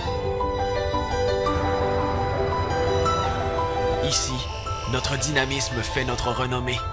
Nos commerçants sont notre fierté. Et notre centre-ville, il faut le détour.